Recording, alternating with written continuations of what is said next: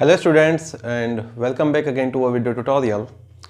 And today we are going to discuss about different respiratory volume, respiratory capacities, and then we will be learning about different sites where exchange of gases occur. So first let me start. Up to now we have completed about mechanism of breathing and the general anatomy of human respiratory tract. Let me start our lecture about the volumes which our lungs can hold or expel during during different conditions. Let me the title of lecture would be respiratory volumes. When I say respiratory, I mean to say pulmonary as well. So respiratory volume or pulmonary volume, or respiratory capacity or pulmonary capacity. Respiratory capacity, or let's call that pulmonary capacity. So respiratory volume and capacities would be the first topic which we are going to discuss or which we are going to cover in this lecture. Now first the concept that what is respiratory volume. In most simpler word, I will love to tell you that respiratory volume is the amount of air which my lung can hold or expel during different conditions. It is the amount of air our lungs can hold or expel during different conditions. And when we talk about respiratory capacities, the simple concept of respiratory capacity would be sum total of more than one respiratory volume is respiratory capacity. Sum total of more than one respiratory volume is respiratory capacity. So here on this part of board, I will be dividing board into two parts.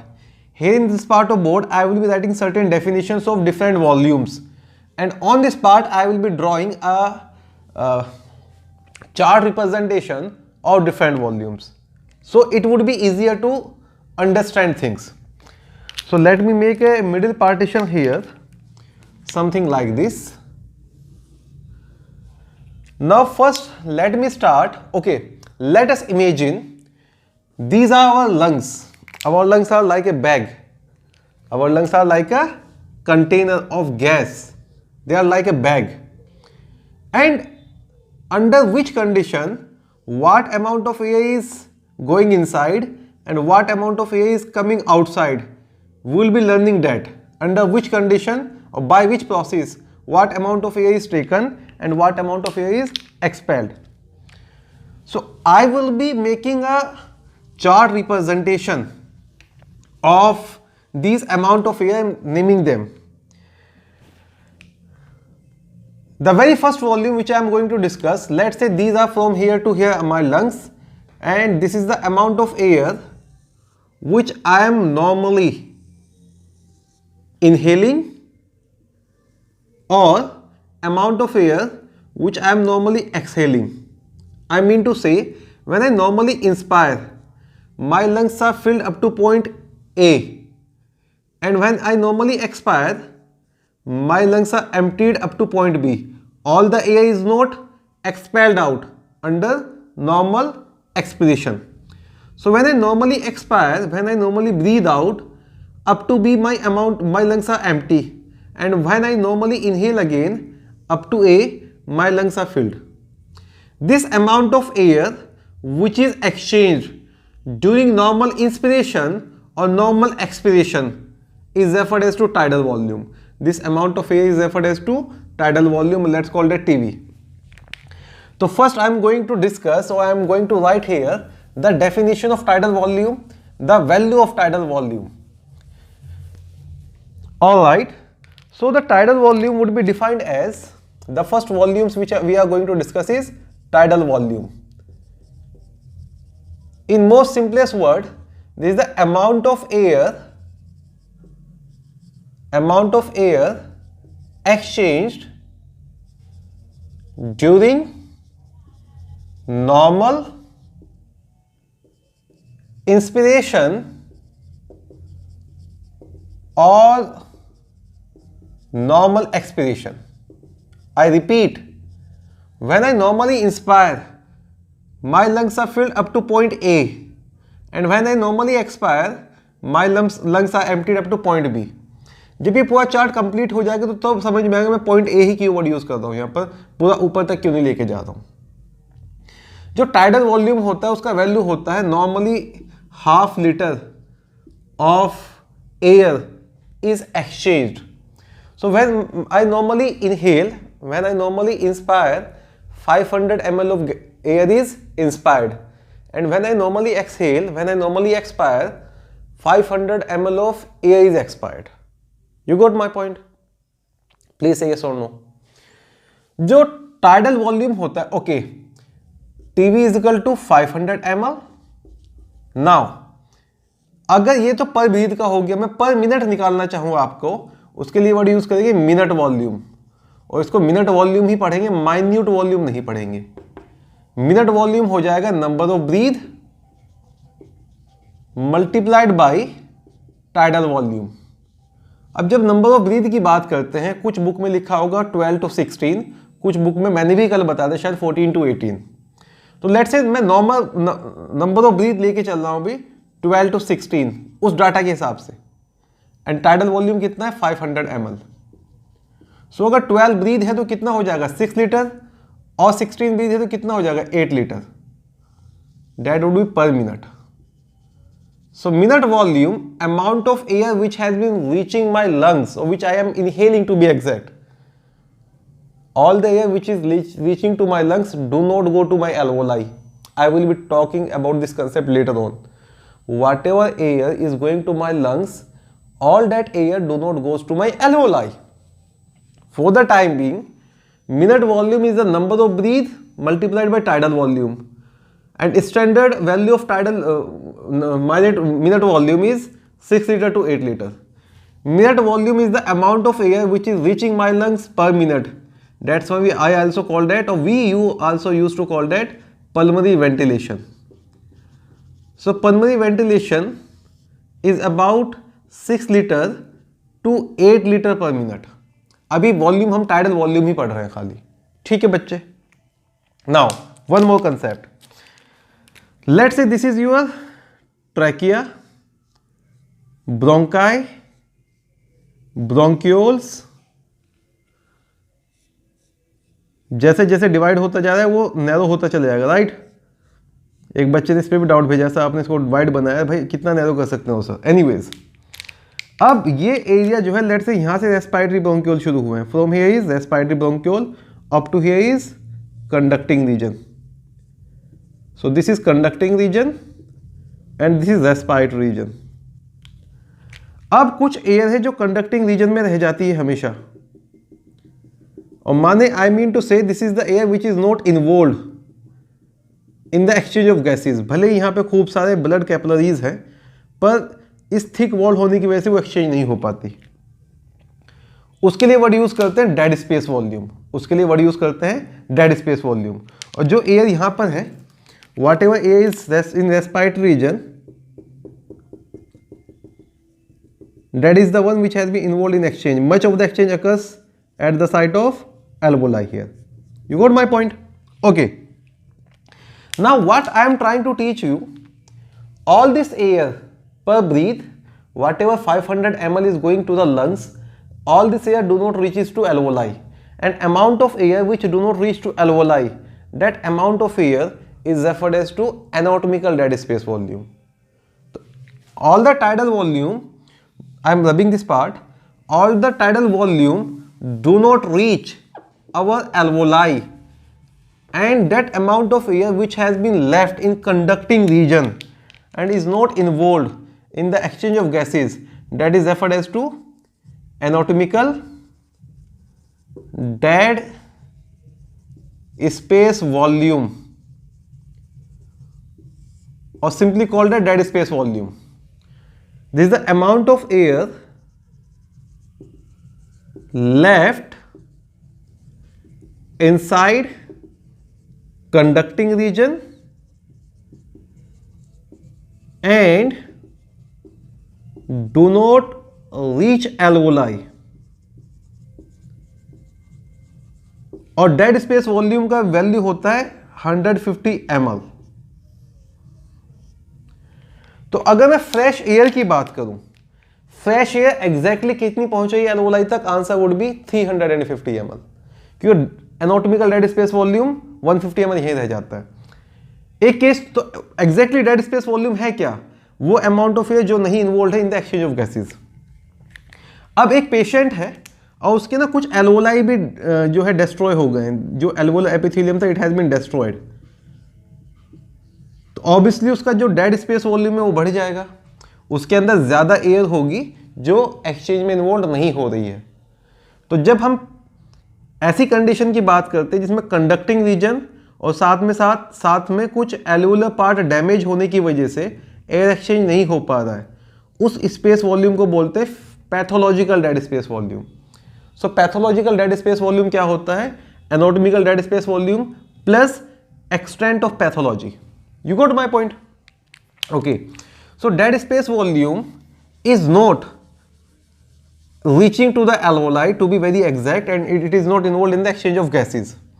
So if I tell you here that exact amount of air which is reaching to alveoli per minute, उसके लिए word use करोगे आप exact amount of fresh air which is reaching to alveoli per minute, उसके लिए आप word use करोगे alveolar ventilation. So alveolar ventilation अगर आपको कैलकुलेट करना है, the formula would be number of breath multiplied bye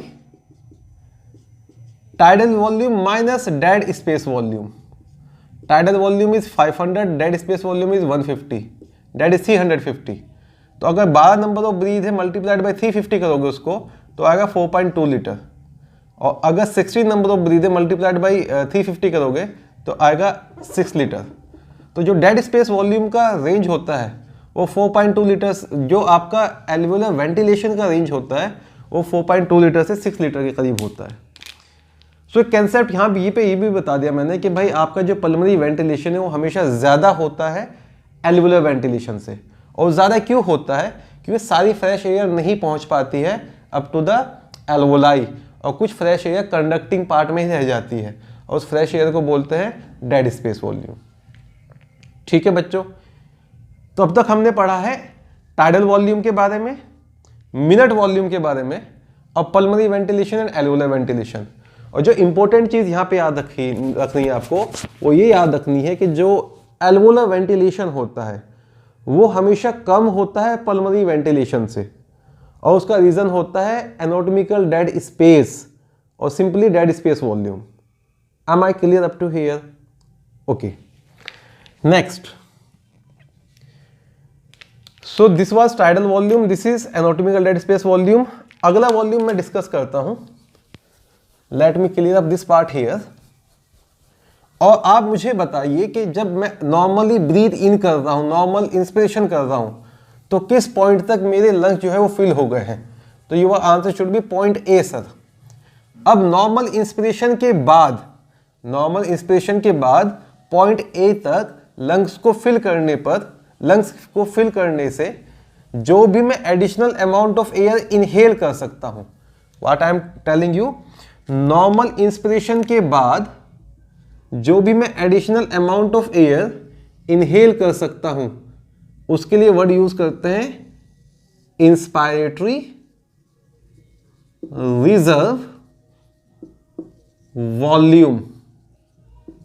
तो what is inspiratory reserve volume और IRV? It is the amount of air which a person can inhale after normal inspiration. Let me write here the third volume, inspiratory reserve volume. Additional amount of air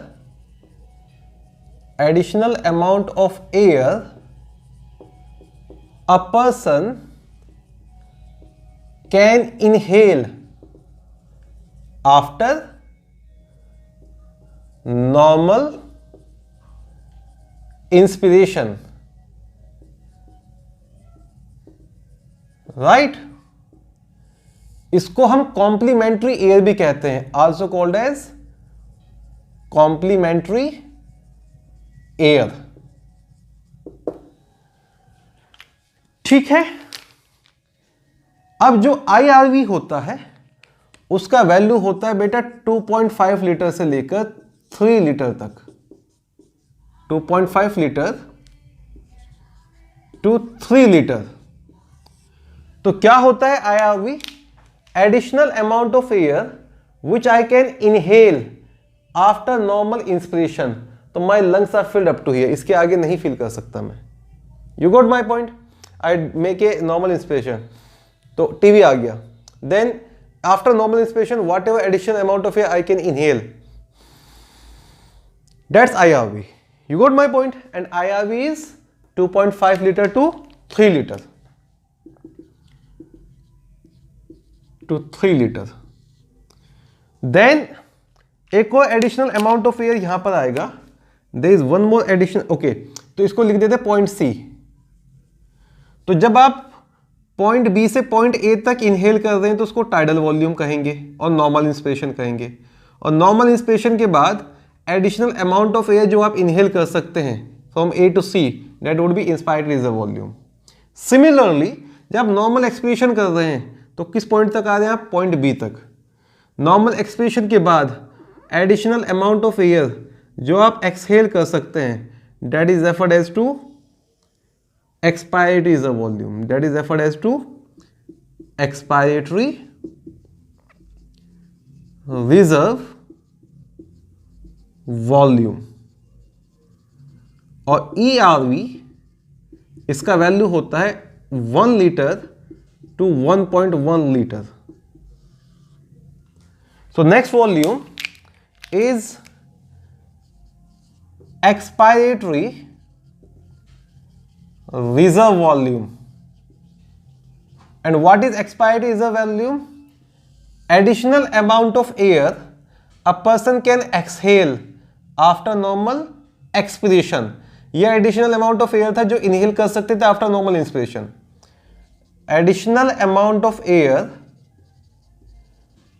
a person, additional amount of air a person can exhale after normal inspiration or expiration. Sir, answer would be expiration. अगर हम वो भी पढ़ेंगे after normal inspiration क्या होता है, उसके भी वैल्यू कुछ पढ़ेंगे. It is after normal expiration. जैसे उसको कॉम्प्लीमेंट्री एयर कहा था, इसको सप्लीमेंट्री एयर भी कहते हैं. This is the additional air which could be expired is supplementary air, और additional air which could be inspired is complementary air.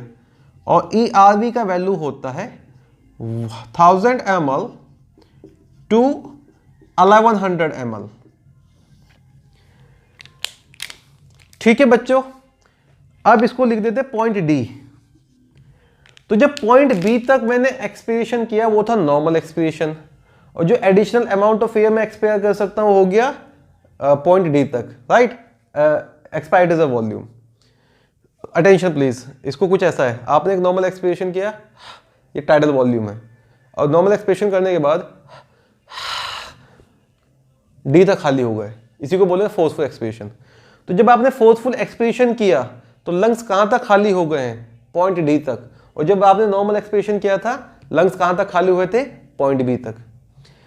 अब फोर्सफुल एक्सपिरेशन के बाद लंग्स खाली हो गए हैं पॉइंट D तक, और फोर्सफुल एक्सपिरेशन के बाद जो भी अमाउंट ऑफ एयर लंग्स में बच जाता है, फोर्सफुल एक्सपिरेशन के बाद जो भी अमाउंट ऑफ एयर लंग्स में बच जाता है उसको बोलते हैं रेजिडुअल वॉल्यूम. इसको आप ऐसे भी याद रख सकते हैं कि रेजिडुअल वॉल्यूम कभी भी लंग से बाहर नहीं आता जब तक आप जिंदा हैं. मरने के बाद ही वो जो एयर है वो डिफ्यूज आउट हो सकती है. तो रेजिडुअल वॉल्यूम और RV इसका वैल्यू होता है 1200 ml के आसपास. अगर रेंज लिखेंगे तो 1100 टू 1200 ml ही लिखेंगे. One of the most important volume. क्यों? सवाल में बहुत पूछा जाता है ये. रेजिडुअल वॉल्यूम डेफिनेशन होगा amount of air left inside lungs after which breathing process, this is forceful expiration na, after forceful expiration, and RV is equal to 1100 to 1200 ml. तो वॉल्यूम्स का क्विक रिवीजन, उसके बाद capacities पे चलते हैं। Tidal volume वो amount of air होता है जो नॉर्मली इनहेल कर रहे हैं या एक्सहेल कर रहे हैं, और जितने भी वॉल्यूम मैंने पढ़ा है डेड स्पेस वॉल्यूम को छोड़ दें, क्योंकि डेड स्पेस वॉल्यूम जो है एयर एक्सचेंज में इन्वॉल्व नहीं हो रहा है यहाँ पर, राइट। सबसे जो कम वैल्यू होती है वो टाइडल वॉल्यूम की ही होती है। तो सवाल पूछा जाता है रेस्पिरेटरी वॉल्यूम्स में कौन सा वॉल्यूम सबसे कम होता है, तो आप आंसर करेंगे टाइडल वॉल्यूम। अगर उसमें डेड स्पेस वॉल्यूम भी ऑप्शन है तो डेड स्पेस वॉल्यूम होता है 150 ml, टाइडल वॉल्यूम होता है 500 ml, तो हम लेके चले जाएंगे डेड स्पेस वॉल्यूम। अगर डेड स्पेस वॉल्यूम नहीं मेंशन है तो tidal volume would be the answer. Normal inspiration के बाद जो भी additional amount of air, complementary air मैं इनहेल कर सकता हूं, वो इंस्पायर्ड रिजर्व वॉल्यूम हो गया। नॉर्मल एक्सपिरेशन के बाद जो भी अमाउंट ऑफ एयर मैं एक्सहेल कर सकता हूं, सप्लीमेंट्री एयर, वो हो गया एक्सपायर्ड रिजर्व वॉल्यूम। और फोर्सफुल एक्सपिरेशन के बाद भी, दिस इज फोर्सफुल एक्सपिरेशन, इसके बाद भी जो अमाउंट ऑफ एयर में लंग्स में बच जाते हैं, दैट इज रेजिडुअल वॉल्यूम। तो कल एक स्टेटमेंट बताया लेक्चर के आखिर में, that we humans are having a very efficient system of ventilation with little amount of residual volume, and this is residual volume here. अब मैं बताऊंगा टोटल लंग कैपेसिटी जो होता है यहां से लेके यहां तक तकरीबन 6 लीटर के करीब होता है, और रेजिडुअल वॉल्यूम उसका एक छठा हिस्सा है, तो लिटिल अमाउंट ही याद रखेंगे। Is that clear? Say yes और no?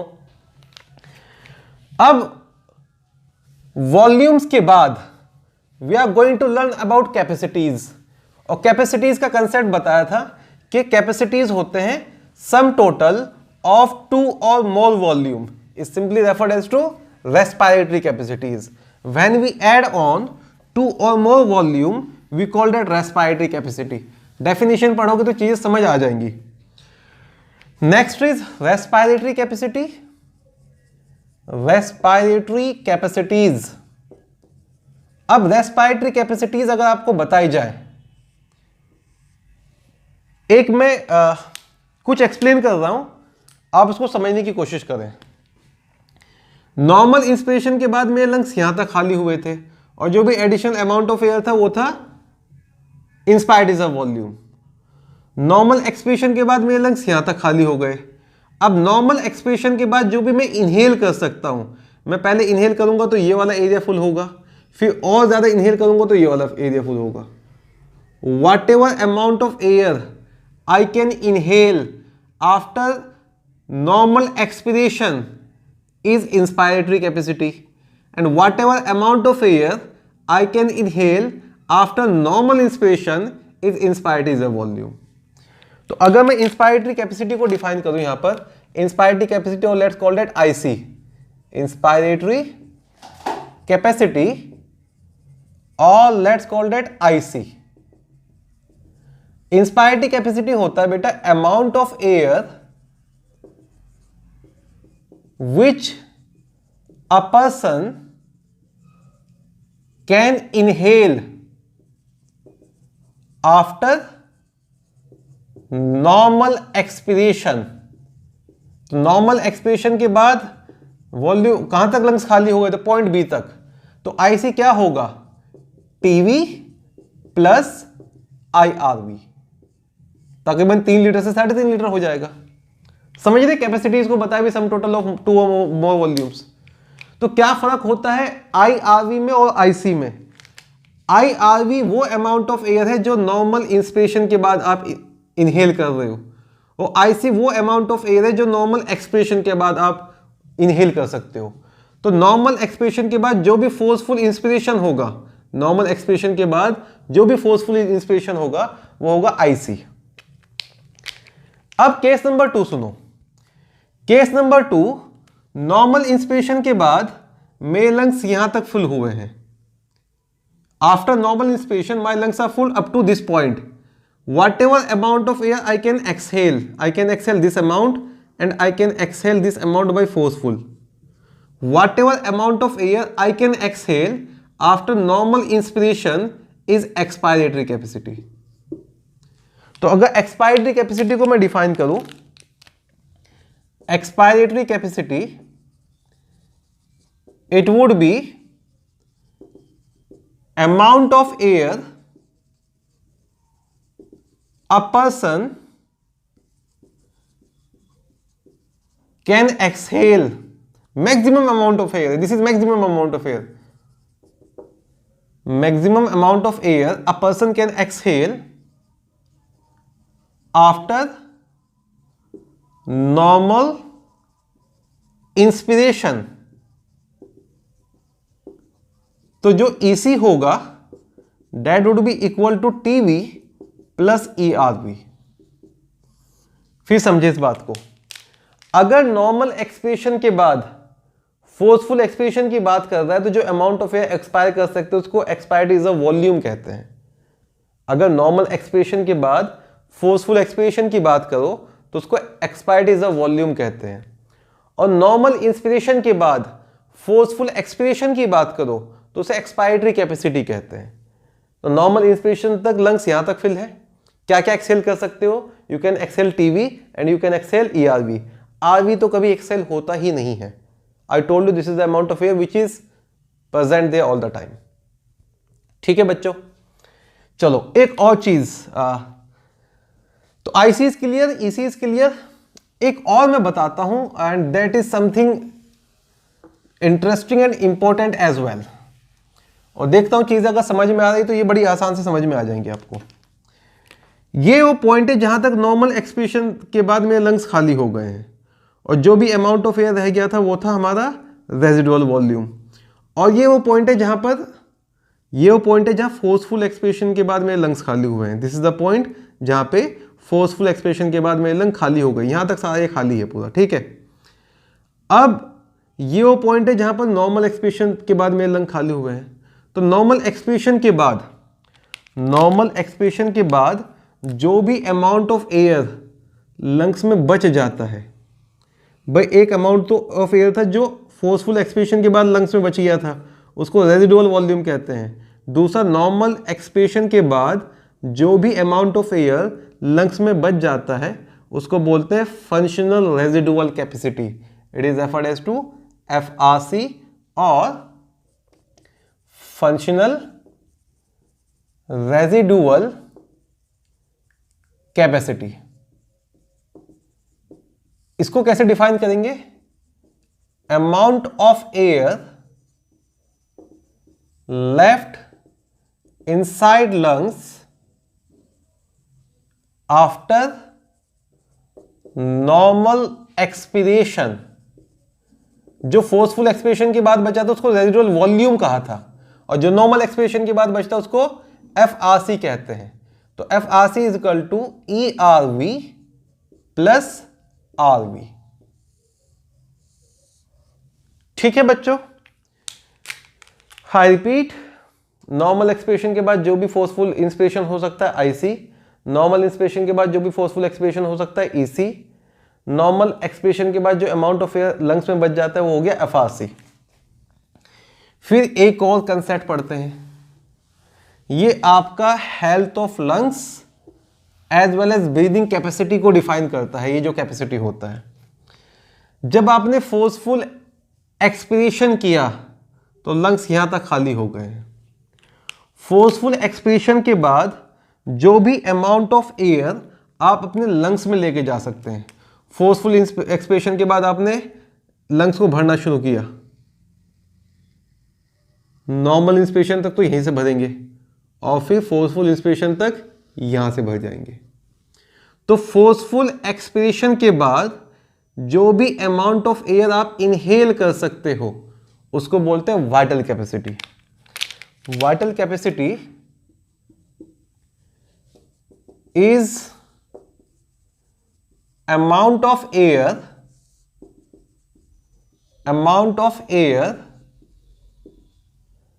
maximum amount of air a person can inhale after most forceful expiration. Now just look at me. पहले मैं अपने लंग्स को खाली कर रहा हूं पूरे मैक्सिमम एफर्ट से. I am holding my breath now. तो यहां तक खाली हो गए. जो अमाउंट ऑफ एयर बचा वो रेडियल वॉल्यूम है. अब मैं लंग्स को फिल करना शुरू करूंगा. तो पहले मैं खाली करता हूं, अब फिल करना शुरू कर रहा हूं. राइट तो ये होती है मेरी वाइटल कैपेसिटी.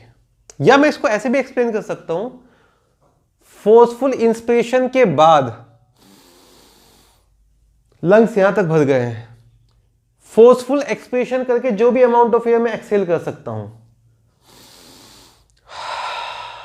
ये वाइटल कैपेसिटी है. फोर्सफुल इंस्पिरेशन के बाद जब लंग्स यहां तक भर जाते हैं, लंग्स को पूरा भर के जितना खाली कर सकता हूं वो वाइटल कैपेसिटी, और लंग्स को पूरा खाली करके जितना फिल कर सकता हूं वो वाइटल कैपेसिटी. ठीक है बेटा. तो maximum amount of air a person can inhale after most forceful expiration, और वाइस वर्सा लिख दूं यहां पर मैं, maximum amount of air a person can exhale after forceful inspiration. तो VC किसके बराबर हो गया? VC is equal to sir IC plus ERV, या आप कह सकते हैं IRV plus PV plus ERV. जो वाइटल कैपेसिटी होती है वो डिसाइड करती है आपकी ब्रीदिंग हेल्थ को. वाइटल कैपेसिटी ज्यादा होगी एक एथलीट की देन एनेस्थेटिक पर्सन जो अगर थोड़ा कमजोर सा है. वाइटल कैपेसिटी ज्यादा होती है मेल्स में देन फीमेल. वाइटल कैपेसिटी ज्यादा होती है यंग एज में देन ओल्ड एज. तो ओल्ड पीपल की वाइटल कैपेसिटी कम होगी, फीमेल की वाइटल कैपेसिटी कम होती है. और आपके पास जो वेल बिल्ट बॉडी वाले नहीं है, जो एनेस्थेटिक पर्सन है दुबले पतले से, उनकी वाइटल कैपेसिटी कम होती है. ठीक है बच्चों. वाइटल कैपेसिटी जनरली होती है आपकी 4800 ml के आसपास. 4800 ml is the amount of vital capacity to be very exact. Right, it keep on changing all the time. अब एक लास्ट कैपेसिटी बचा है. आपने मैक्सिमम इंस्पिरेशन किया और मैक्सिमम इंस्पिरेशन करके आपने अपने ब्रीथ को होल्ड कर लिया. मैक्सिमम इंस्पिरेशन करके आपने ब्रीथ को होल्ड कर लिया, यहां तक भरा और फिर होल्ड कर लिया. अब जितने भी अमाउंट ऑफ एयर लंग्स के अंदर है, आई एम नॉट टॉकिंग जो आप एक्सहेल कर सकते हैं, आई एम टॉकिंग जो अमाउंट ऑफ एयर लंग्स के अंदर है. लंग्स के अंदर ये भी है, लंग्स के अंदर ये भी है, लंग्स के अंदर ये भी है और लंग्स के अंदर ये भी है. उसको बोलते हैं total lung capacity. Amount of air a person lungs can hold after maximum forceful inspiration is lung capacity. You got my point? Is total lung capacity TLC. तो एक लास्ट और बता देता हूं, फिर क्विक रिवीजन कर दूंगा इसका. टोटल लंग कैपेसिटी क्या होता है? द टोटल लंग कैपेसिटी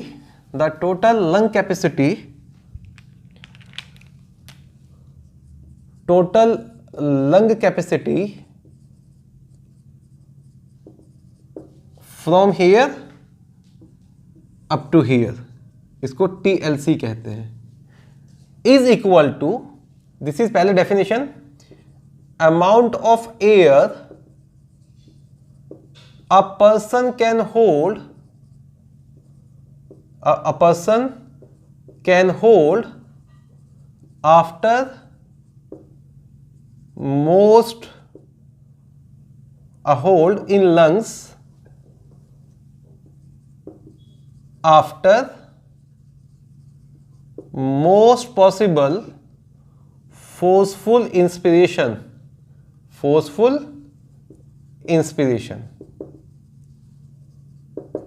तो TLC का जो वैल्यू होता है वो सबसे ज्यादा होता है लंग कैपेसिटी में. 5800 ml से लेके 6 लीटर तक होता है TLC एक नॉर्मल पर्सन का. ठीक है. TLC is equal to IC up to here plus FRC. बाकी तुम बोलते हैं ना sir ERV plus TV plus ERV plus RV, TLC होता है. ठीक है. और इसका वैल्यू होता है 5800 ml से लेकर 6 लीटर तक. 6,000 litre sir, don't go crazy. हाँ, ये हो गए वॉल्यूम एंड कैपेसिटीज। फटाफट एक quick revision. Amount of air which I am normally inhaling और normally exhaling, tidal volume. Tidal volume multiplied by number of breath minute volume is equal to pulmonary ventilation. Amount of air which is reaching my lungs, alveolar, pulmonary ventilation. Amount of air which is reaching my alveoli, actually reaching my alveoli, alveolar ventilation. Alveolar ventilation is always less than pulmonary ventilation. Amount of air which I can, additional amount of air which I can inhale after normal inspiration is referred as to complementary air or inspired air volume. Additional amount of air which I can exhale after normal expiration is supplementary air and expired air volume. Whatever amount of air is left inside lungs after most forceful expiration is residual volume. Whatever amount of air is left inside lung after normal expiration is functional residual capacity. A forceful inspiration followed by a forceful expiration or vice versa is vital capacity. An amount of air inside the lungs after most maximum possible inspiration is total lung capacity. ठीक है बच्चों। Now वो device जिससे ये volumes वगैरह major करते हैं उसको बोलते हैं spirometer. So spirometry, it is used, spirometer और spirometry is a technique is used to measure different respiratory volumes and capacities, respiratory volumes and capacities। ठीक है बच्चे। अब एक वॉल्यूम होता है जो कभी लंग से बाहर नहीं आता है, वो होता है रेजिडुअल वॉल्यूम। और जिस भी वॉल्यूम या कैपेसिटी में रेजिडुअल वॉल्यूम इन्वॉल्व है वो स्पायरोमीट्री से मेजर नहीं होता है। क्या क्या मेजर नहीं होता है? जिसके अंदर सर ने बताया रेजिडुअल वॉल्यूम है तो आरवी मेजर नहीं होगा। और किस में रेजिडुअल वॉल्यूम है? FRC मेजर नहीं होगा। और किसमें रेजिडुअल वॉल्यूम है? TLC नहीं होगा। तो रेजिडुअल वॉल्यूम लंग्स से बाहर नहीं आ रहा है तो उसको आप स्पायरोमीट्री से मेजर नहीं कर सकते हैं। उसको मेजर करने के लिए एक इनडायरेक्ट मेथड होता है जिसको बोलते हैं it is measured by helium dilution method.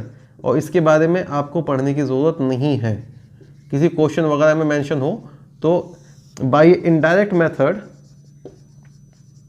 we have been giving patients some helium gas and we are checking the rate of diffusion of helium gas in lungs। पता चलेगा कि आपके पास रेजिडुअल वॉल्यूम है या नहीं है। एनीवेज, तो mainly spirometry से सारे वॉल्यूम्स वगैरह चेक हो जाते हैं। कौन सा वॉल्यूम चेक नहीं होता है? RV, FRC and TLC। और ये कहाँ से चेक होता है? हीलियम डाइल्यूशन मेथड से। ठीक है बच्चों, we are done about respiratory volumes and capacities here. Next जो टॉपिक होगा that would be your exchange of gases।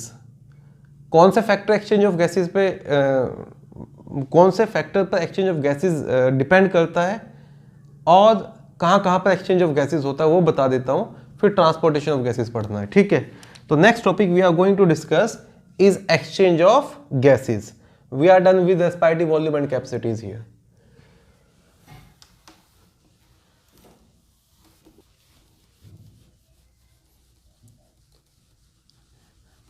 Exchange of gases देखो दो साइट्स पर होता है, और पहला साइट होता है एल्वोलाई पर और दूसरा साइट होता है टिश्यूज पर। एल्वोलाई पर, एल्वोलाई से ब्लड में ऑक्सीजन आता है और ब्लड से एल्वोलाई के अंदर कार्बन डाइऑक्साइड जाएगा। कार्बन डाइऑक्साइड को आप इवेंचुअली एक्सहेल कर देते हैं और ऑक्सीजन आप इनहेल कर रहे हो। फिर वहाँ से जो ब्लड है वो ऑक्सीजन को ट्रांसपोर्ट करेगा अप टू टिश्यू लेवल, और टिश्यू लेवल से कार्बन डाइऑक्साइड को लेके आएगा अप टू एल्वोलाई लेवल। तो जो सेकंड साइट ऑफ एक्सचेंज होगा that would be your tissue level. अब टिश्यू लेवल के ऊपर जो एक्सचेंज ऑफ गैस होता है, as this is thing which I told you many times in our lecture that breathing is commonly known as respiration. तो जो alveoli level पर हो रहा है उसको बोलते हैं एक्सटर्नल रेस्पिरेशन, और जो टिश्यू लेवल पे हो रहा है उसको बोलेंगे इंटरनल रेस्पिरेशन। तो exchange of gases, exchange of gases. There are two sides where gases are exchanged and two sides of exchange is, first one is alveolar level and second one is tissue level. जो alveolar level के ऊपर exchange of gas होता है उसको बोलते हैं external respiration. External respiration. और जो आपका टिश्यू लेवल पर होता है उसको बोलते हैं इंटरनल रेस्पिरेशन. नाउ कौन कौन से फैक्टर अफेक्ट करते एक्सचेंज ऑफ गैसेस, और उसी में पार्शियल प्रेशर भी पढ़ लेंगे. हम जो ह्यूमंस होते हैं उनके अंदर नेगेटिव प्रेशर ब्रीदिंग है, और जो एक्सचेंज ऑफ गैसेस होता है वो हमेशा वाया सिंपल डिफ्यूजन होता है. It is always via simple diffusion, चाहे वो कोई सी साइड पर हो रहा हो. Now factors affecting exchange of gases, there are three factors which are affecting exchange of gases. The first factor is solubility of gas, solubility of gases. Second factor होता है बेटा पार्शियल प्रेशर, और third factor होता है thickness of diffusion membrane. Third factor is thickness of diffusion membrane, जहां पर exchange हो रहा है, टू बी एग्जैक्ट. अब अगर पहले फैक्टर को डिस्कस करूं तो इसमें आप ये याद रख लेना कि जो कार्बन डाइऑक्साइड होती है it is 20 to 25 times more soluble than oxygen. तो पहले कौन डिफ्यूज होगा, ज्यादा फास्ट कौन डिफ्यूज होगा, कार्बन डाइऑक्साइड. और ज्यादा कौन सा गैस डिसॉल्व हो सकता है हमारे ब्लड में, कार्बन डाइऑक्साइड. तो in our blood more carbon dioxide is dissolved than oxygen, and the reason is carbon dioxide is about 20 to 25 times more soluble than oxygen, right? Carbon dioxide is diffused as a more faster way than oxygen. Again the reason is solubility. और जो oxygen होता है it is twice that of nitrogen. तो जब solubility की बात करते हैं, कार्बन डाइऑक्साइड 20 to 25 टाइम्स ज्यादा होता है ऑक्सीजन से, और ऑक्सीजन नाइट्रोजन से 2 गुना ज्यादा होता है. तो जो सा गैस ज्यादा सॉल्युबल होगा, पहला फैक्टर है, वो ज्यादा तेज डिफ्यूज होगा और जल्दी डिसॉल्व हो जाएगा, ज्यादा अमाउंट में डिसॉल्व हो जाएगा in our blood, in our plasma to be exact. Blood के कौन से पार्ट में डिसॉल्व होगा, तो प्लाज्मा होगा. ठीक है बच्चे यहां तक. सेकेंड पढ़ते पार्शियल प्रेशर. पार्शियल प्रेशर को आप क्या समझते हैं कि भाई हमारे पास एक कंटेनर है और इस कंटेनर में एक मिक्सचर ऑफ गैसेस हैं. तो एक इंडिविजुअल गैस इस कंटेनर की वॉल पे जो प्रेशर एक्सर्ट कर रहा होगा वो उसका पार्शियल प्रेशर है. ये गैस के जो मॉलिक्यूल है वो कंटेनर की वॉल पे जो प्रेशर एक्सर्ट कर रहे होंगे ये इनका पार्शियल प्रेशर है, और जो सी वाले मॉलिक्यूल एक्सर्ट कर रहे होंगे वो सी का पार्शियल प्रेशर है. और टोटल मिला के इन सब के पार्शियल प्रेशर को बोलते हैं partial pressure of the container. You got my point. तो पार्शियल प्रेशर क्या होता है, pressure which has been exerted by the molecule of a individual gas, that is partial pressure. Second में इसको ऐसे समझा सकता हूं कि जिसकी कंसंट्रेशन ज्यादा होगी उसके मॉलिक्यूल्स ज्यादा होंगे और वो ज्यादा प्रेशर एक्सर्ट कर रहे होंगे, और जिसकी कंसंट्रेशन कम होगी उसके मॉलिक्यूल कम होंगे, वो कम प्रेशर एक्सर्ट करते होंगे. तो जब पार्शियल प्रेशर को डिफाइन करते हैं, फॉर एग्जांपल इसको ऐसे समझो कि ये कंटेनर, इसका प्रेशर तुम्हें पता चला 100 mm ऑफ Hg है और इसमें 3 गैसेज हैं और 60% जो है वो ए गैस है. तो उस 100 mm ऑफ Hg का जो 60% प्रेशर होगा वो किसकी वजह से है, ए गैस के मॉलिक्यूल. तो ए का कितना होगा 60 mm of Hg, 30% B gas है, बी का कितना होगा 30 mm ऑफ Hg, सी का कितना होगा 10 mm ऑफ Hg. तो कंसंट्रेशन और पार्शियल प्रेशर का क्या रिलेशन होता है, जितना ज़्यादा कंसंट्रेशन होगा किसी भी गैस का, उसका पार्शियल प्रेशर उतना ही ज़्यादा होगा। तो अगर मैं ऐसे ही तुमसे ना बातों बातों में पूछ लूँ कि यार मुझे बताओ ऑक्सीजन का कितना पार्शियल प्रेशर होगा इन एटमॉस्फेयर, तो आप मुझे कहेंगे sir we are very smart student, और एटमॉस्फेयर का पार्शियल प्रेशर होता है 760 mm/Hg और ऑक्सीजन होते 21% के आसपास, तो 21% ऑफ 760 mm/Hg होगा ऑक्सीजन का पार्शियल प्रेशर। आप सॉल्व कर लेंगे कि 760 का कितना 20% आता है, 21% आता है, तो अब देखेंगे 158 159 के आसपास आ जाएगा। You got my point. So partial pressure second factor है। What is partial pressure? Pressure exerted by individual gas. तो मैंने जो गैस ब्रीथ इन की है उसमें तो नाइट्रोजन भी है, ऑक्सीजन भी है, कार्बन डाइऑक्साइड भी है, बहुत सारी गैसेस है। तो जो ऑक्सीजन का पार्शियल प्रेशर होगा उसको PO2 से रिप्रेजेंट करूंगा, जब कार्बन डाइऑक्साइड का पार्शियल प्रेशर होगा वो PCO2 से, जो नाइट्रोजन का पार्शियल प्रेशर होगा वो PN2 से। पार्शियल प्रेशर का कंसेप्ट ये होता है from a region of higher partial pressure to a region of lower partial pressure. Gases diffuse होती हैं, तो डिफ्यूजन कैसे होता है? From a region of higher partial pressure to a region of lower partial pressure. अब thickness of diffusion membrane को discuss करने से पहले पार्शियल प्रेशर का एक टेबल बना लेते हैं कि किस गैस का कितना पार्शियल प्रेशर होता है, कहां पर, और फिर वो किस तरफ डिफ्यूज हो रही होगी। ठीक है, तो let us make a table of partial pressure, फिर थिकनेस ऑफ डिफ्यूजन मेम्ब्रेन का डायग्राम, उसकी थिकनेस, और मैं आपको डिफ्यूजन कैपेसिटी भी बता दूंगा। ठीक है, और बाद में एक नॉर्मल सा डायग्राम बना के एक्सचेंज ऑफ गैसेस की साइड को हम दिखा लेंगे। तो अगर मैं यहां पे पार्शियल प्रेशर आपको बना के दिखाऊं, let's say I am making a table here for representation of partial pressure.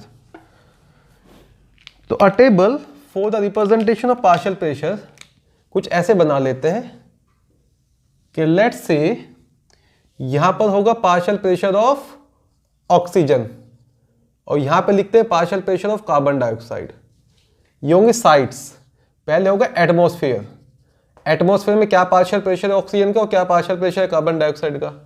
Atmosphere से फिर एयर जाएगी एल्वोलाई के पास, तो एल्वोलाई में कितना पार्शियल प्रेशर ऑक्सीजन का है, कितना कार्बन डाइऑक्साइड का है। एल्वोलाई में आएगा ब्लड, और ये जो ब्लड है इसमें अभी ऑक्सीजन नहीं है, ज़्यादा ऑक्सीजन है पर ज़्यादा नहीं है, इसके अंदर लोड हो सकता है, तो डीऑक्सीनेटेड लिख दिया मैंने। फिर आगे लिखेंगे ऑक्सीजन लेने के बाद ये ब्लड हो गया ऑक्सीजनेटेड, तो again here we will be mentioning blood, which blood, oxygenated. और ये ऑक्सीजनेटेड ब्लड जो है वो कहाँ जा रहा है, टिश्यूज के पास। तो partial pressure of oxygen at tissues and partial pressure of carbon dioxide at tissues. तो एक टेबल बना लेते हैं, इसके अंदर वैल्यू मेंशन कर देता हूं। पार्शियल प्रेशर का जो यूनिट होता है वो mm/Hg रखते हैं, ये याद रखना। एटमॉस्फेयर के अंदर जो पार्शियल प्रेशर होता है ऑक्सीजन का वो 159 mm/Hg होता है, और पार्शियल प्रेशर जो एल्वोलाई में होता है वो होता है 104 mm/Hg। तो नेगेटिव प्रेशर ब्रीदिंग है, ज्यादा पार्शियल प्रेशर की तरफ से कम पार्शियल प्रेशर की तरफ गैस आ जाएगा। फिर एल्वोलाई के पास आता है डीऑक्सीनेटेड ब्लड, और इसके अंदर पार्शियल प्रेशर होता है 40 mm/Hg ऑक्सीजन का, तो 104 से 40 की तरफ चला जाएगा। अब जैसे ही डीऑक्सीनेटेड ब्लड के अंदर ऑक्सीजन जाना शुरू हुआ, उसका कंसंट्रेशन बढ़ेगा, ऑक्सीजन का पार्शियल प्रेशर बढ़ेगा, और ऑक्सीनेटेड ब्लड के अंदर हो जाता है 95 mm/Hg। और जब ये ऑक्सीनेटेड ब्लड टिश्यूज के पास पहुंचेगा तो वहां पे पार्शियल प्रेशर फिर से 40 mm/Hg है, तो ऑक्सीजनेटेड ब्लड से टिश्यूज के पास चला जाएगा from a region of high concentration to a region of low concentration.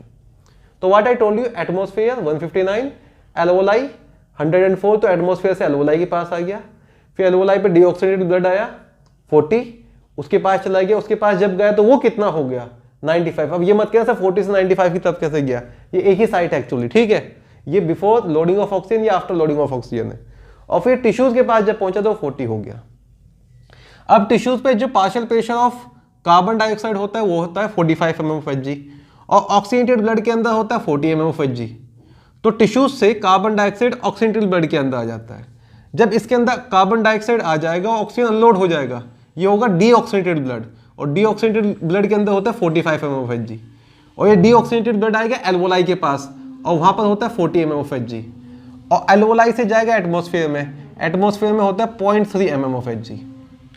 तो जब पार्शियल प्रेशर्स आप याद रखेंगे, easy way to remember that obviously oxygenated blood में ज्यादा ऑक्सीजन होगा, डीऑक्सीजन ब्लड में कम ऑक्सीजन होगा। Alveoli is 104, atmosphere is 159, tissues is 40। Then carbon dioxide would be more at tissues 45, less in oxygenated blood 40, after loading it become 45, at alveoli it is 40 and in atmospheric air it is 0.3 mm of Hg। फिर एक और side लेते हैं expired air का, कि expired air में जो भी हम एयर एक्सहेल कर रहे हैं उसके अंदर कितना पार्शियल प्रेशर ऑफ ऑक्सीजन होता है। ऐसा लोग कहते हैं कि भाई ह्यूमन तो जो है ऑक्सीजन इनहेल करता है, कार्बन डाइऑक्साइड एक्सहेल करता है, पर एग्जैक्ट ये हम ऑक्सीजन भी एक्सहेल करते हैं, और जब अमाउंट ऑफ ऑक्सीजन देखेंगे एक्सहेल्ड एयर में वो कहीं ज्यादा होता है कार्बन डाइऑक्साइड से, पर amount of air carbon dioxide का ज्यादा है इनहेल होने वाली एयर से। You got my point? चलो मैं ऐसे बता देता हूं, जब आपने एयर इनहेल किया तो कितने परसेंट ऑक्सीजन आप लेके गए? लेट्स से आप लेके गए 21%, अगर एग्जैक्ट निकालते तो 19.6% के करीब आता है, पर मैं 21% लेके जा रहा हूं। फिर मैंने तकरीबन 4.5% ऑक्सीजन यूज कर लिया। अब जो मेरी एयर एक्सहेल हो रही है उसके अंदर भी अबाउट 15 to 16% ऑफ ऑक्सीजन होगा, और एक्सहेल्ड एयर में जो ऑक्सीजन का पार्शियल प्रेशर होता है वो होता है 120, let's say 120 mm of Hg, तकरीबन इतना होता है। 116 to 120 के बीच में है। जो लोग ट्रूमैन वगैरह पढ़ रहे हैं उससे 116 दिया होगा, कोई बात नहीं। फिर आयुष मुझसे डाउट पूछता है। तो जो एयर मैंने लेके गया उसमें 4-4.5% मैंने ऑक्सीजन यूज किया, और फिर मैं तकरीबन 16% ऑक्सीजन एक्सहेल करता हूँ। तो सिर्फ काऊ ही ऑक्सीजन एक्सहेल नहीं करती, ह्यूमन भी ऑक्सीजन एक्सहेल करते हैं। कभी सुना आपने माउथ टू माउथ ब्रीदिंग के बारे में? अगर एक्सपायर्ड एयर में ज्यादा कार्बन डाइऑक्साइड ही होता और ऑक्सीजन ही ना होता तो जब कोई डूब जाता उसको माउथ टू माउथ ब्रीथ क्यों कराते हैं? ताकि हम उसको खूब सा ऑक्सीजन दे सके। और जो आपके पास एक्सपायर्ड एयर होता है उसमें 27 mm ऑफ Hg के करीब होता है। ट्रूमैन में 32 लिखा होगा आयुष, पर that is 27 mm of Hg। तो जब हम ले गए थे 0.3 था, और जब वापस लेके आए एयर को 27 mm ऑफ Hg हो जाता, तक में 3.5 से 4% के करीब कार्बन डाइऑक्साइड ऐड हो जाता है। तो हम जो ऑक्सीजन यूज करते हैं वो थोड़ा ज्यादा होता है, जो कार्बन डाइऑक्साइड निकालते हैं वो थोड़ा कम होता है बाय परसेंटेज। तो ये दो पार्शियल प्रेशर भी याद रख लेना आप, ठीक है बच्चों?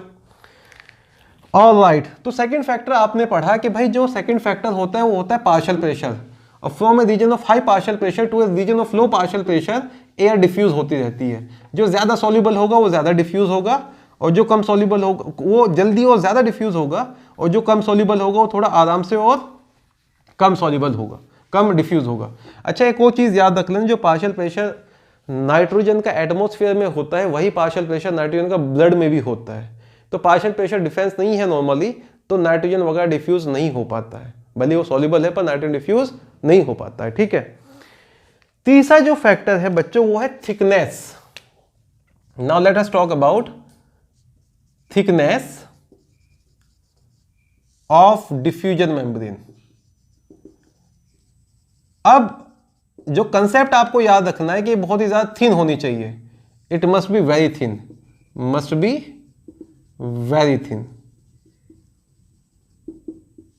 सर डिफ्यूजन मेम्ब्रेन एक बार बना के हमें दिखा दो, फिर हम याद भी रख लेंगे। एग्जैक्टली मैं क्या बना रहा हूं यहां पर कि ये आपके पास एल्वोलाई है, ये एल्वोलाई की स्क्वेमस सेल, और ये ब्लड कैपिलरीज है, ये ब्लड कैपिलरीज की स्क्वेमस सेल, और इसमें होगी बेसमेंट मेम्ब्रेन, ये ब्लड कैपिलरी की बेसमेंट मेम्ब्रेन, और ये एल्वोलाई वाली बेसमेंट मेम्ब्रेन। तो इसको मैंने उठा के यहाँ पे फेंक रहा हूँ। This is your alveolar epithelium, this here is your alveolar epithelium, और ये पोर ऑफ कून होते हैं कल जो बताए थे, ठीक है? And this is the diffusion membrane, this is the basement membrane of alveoli. Basement membrane is bilayered, I guess, basal lamina and reticular lamina or fibrous lamina. Then this is your cells of blood capillaries, and these cells of blood capillaries also do have basement membrane. These are basement membrane of blood capillaries.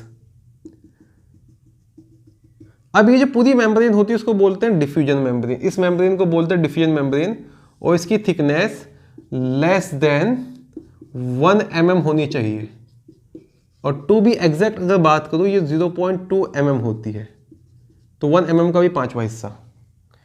तो इसको अगर मैं label करता हूं, if I do labelling here, this is alveolar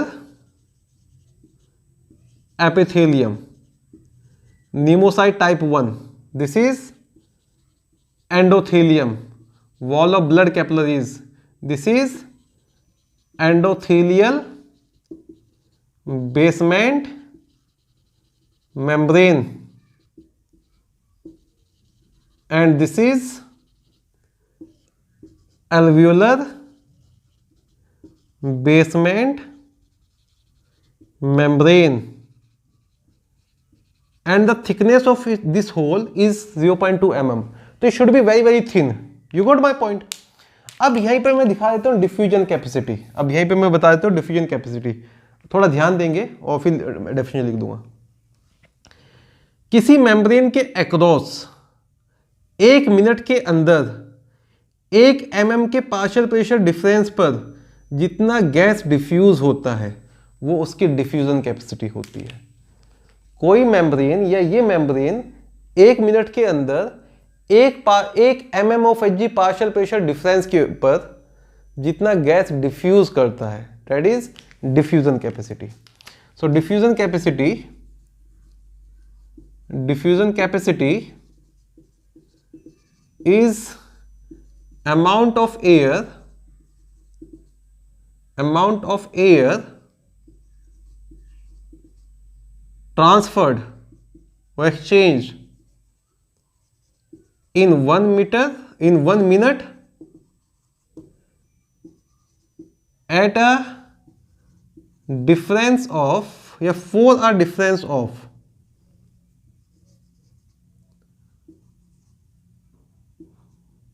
1 mm of Hg for a pressure difference of 1 mm of Hg, for a pressure difference of partial pressure difference of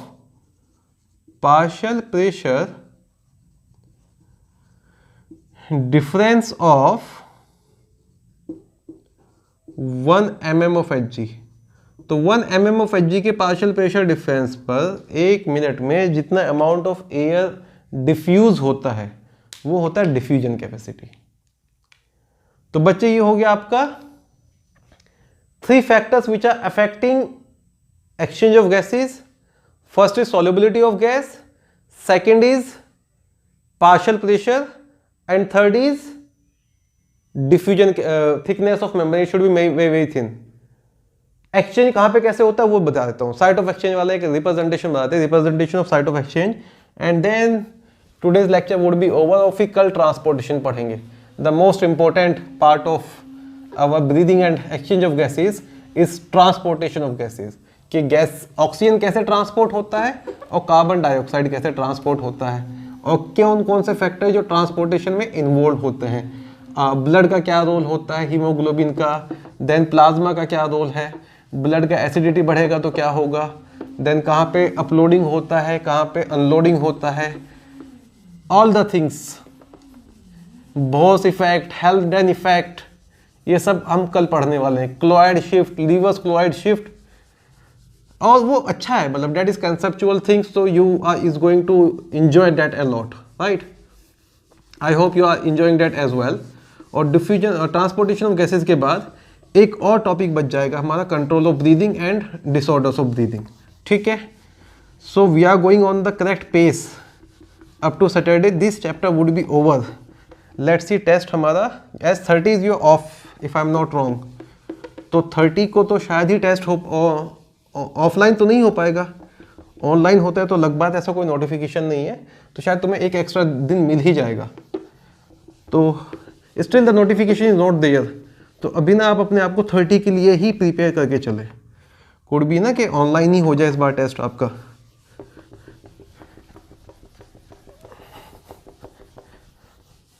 okay, what I am going to make now is different side of gaseous exchange, site of gaseous exchange अब partial pressure वगैरह हम सब पढ़ चुके हैं, तो ये चीज़ समझने में हमें आसानी हो जाएगी। तो बच्चे ये है आपका alveoli, this sac like structure is alveoli here, और एल्वोलाई के अंदर कार्बन डाइऑक्साइड भी है और ऑक्सीजन भी है, राइट। एल्वोलाई के पास ये आपके ब्लड कैपिलरीज जा रही हैं, और ये जो ब्लड कैपिलरीज है ये एल्वोलाई से ब्लड लेके आगे आ रहे होंगे, ब्लड कैपिलरीज आगे वेन से बन जाएगा और ये आ रहे हैं आपके हार्ट में। और कौन सा रीजन हार्ट का ऑक्सीडेटेड ब्लड रिसीव करता है, which region of heart receive oxidated blood? तो you will answer sir this must be our left atrium, right.